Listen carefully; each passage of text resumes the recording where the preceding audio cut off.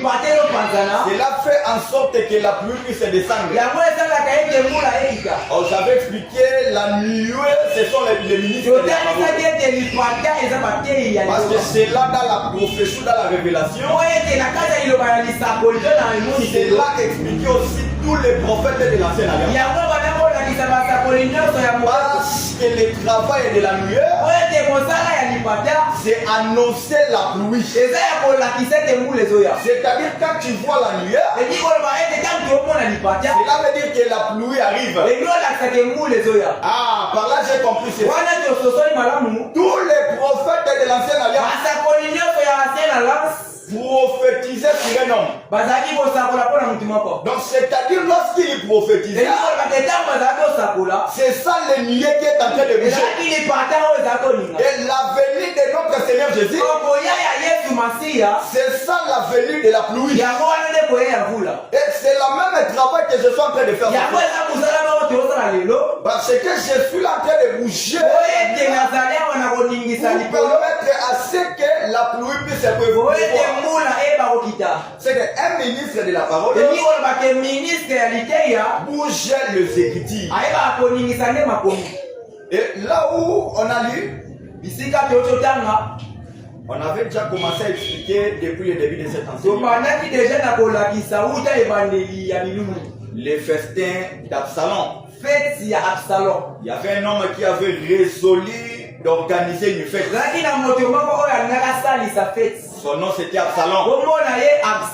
Et sa fête était dans un but. Sa fête avait un objectif à atteindre. Et son objectif était quoi? Était venger sa sœur Tamar.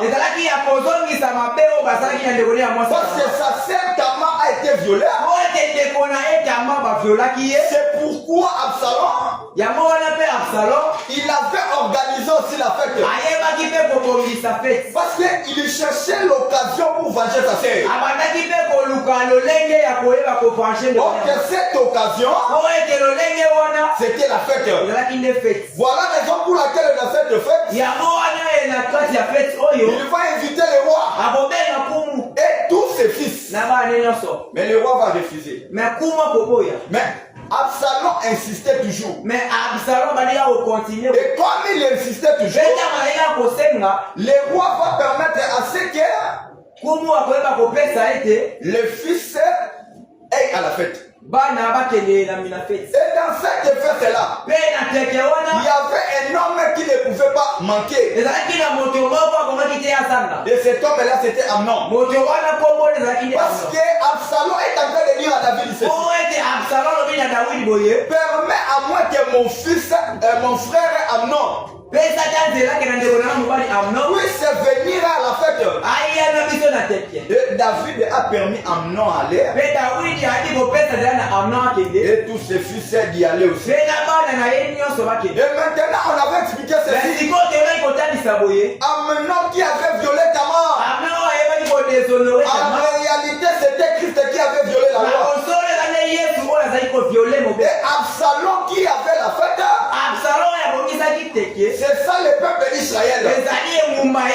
Parce que le peuple d'Israël, il avait tué le Christ pendant les jours de la fête.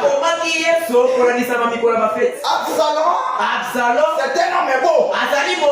Lorsque vous le regardez, en tout cas, il n'y avait pas de défaut en lui. C'est-à-dire qu'Absalom, c'est un homme qui n'a pas de défaut. Donc la